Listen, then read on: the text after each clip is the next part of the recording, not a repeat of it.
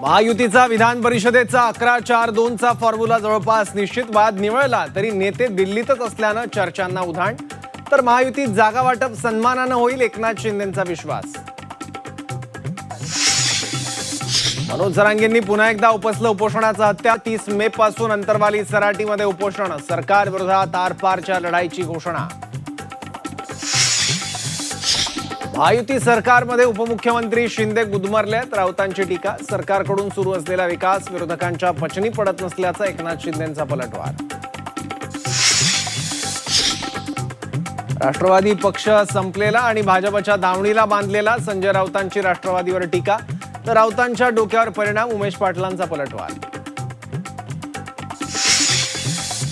देशात पुन्हा लॉकडाऊन लावण्याची वेळ येऊ शकते, विजय वडेट्टीवारांचा दावा. तर काँग्रेस पक्षालाच लॉक लावण्याची वेळ. अमित साटमांचा घणाघात.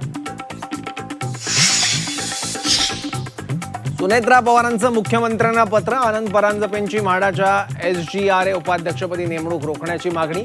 परांजपेंनी राष्ट्रवादीतून पक्षांतर केल्यानंतर महामंडळावरील नेमणुकीला विरोध. नीट परीक्षेच्या सुरक्षेची जबाबदारी लष्कराला देण्याबाबत केंद्र सरकार गंभीर. प्रश्नपत्रिकांच्या गोपनीयतेसाठी लष्कराच्या सिक्युरिटी प्रोटोकॉलचा विचार. संरक्षण मंत्र्यांच्या निवासस्थानी उच्चस्तरीय बैठक. नीट पेपरफुटी प्रकरणात अनेक डॉक्टर रडारवर. मुलांसाठी डॉक्टरांनी पेपर खरेदी केल्याचा संशय. लातूरमधील बडे डॉक्टर तपासाच्या भोवऱ्यात. सीएनजीच्या दराची 100कडे वाटचाल. सीएनजी 100च्या उंबरठ्यावर पोहोचल्यानं विरोधकांचा सरकारवर हल्लाबोल. रिक्षा, टॅक्सी चालक आणि मध्यमवर्गीयात नाराजी. विदर्भात वाढत्या तापमानाचा कहर. नागपुरात 24 तासात 10 मृतदेह सापडले. उष्माघातानं मृत्यू झाल्याचा संशय. लाओसमध्ये गुहेत पाणी शिरल्यानं अडकलेल्या 5 जणांची 8 दिवसांनी सुटका. अरुंद बोगद्यातून थरारक बचाव कार्य. 2 जणांचा शोध अद्याप सुरू.